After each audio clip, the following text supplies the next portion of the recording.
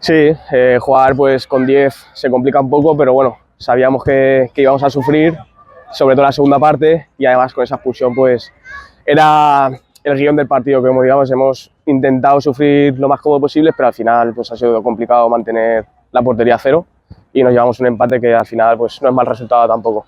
Recuerdo una jugada de Mejina ahí en el área, un rebote, me cae el rechace y pues la he metido para adentro y eso. Bueno, empecé con lesión y demás y he empezado un poco mal, pero ahora me estoy cogiendo y poco a poco me estoy encontrando mejor y hoy creo que se ha visto ya un poco la versión que quiero demostrar. Claro, sabemos que es nuestra base y a partir de ahí crecer hacia arriba, pensando que nuestro objetivo pues, es la permanencia, así nos lo dicen,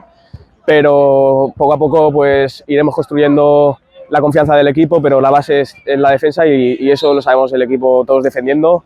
y esa es nuestra señal de identidad. Pues la veo muy complicada, es bonita porque no sabes qué va a pasar, no hay un claro favorito, está todo muy peleado y al final pues mantiene ese interés y la veo muy competida.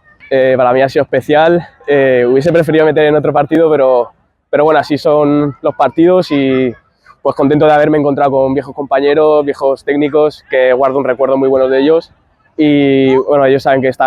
siempre será mi casa. Pues con mucha intensidad en todo. Sabemos que debemos aprovechar nuestros partidos en casa y la afición pues nos está dando ese puntito extra que a veces pues se necesita y nada, sabemos que con ellos pues será mucho más fácil.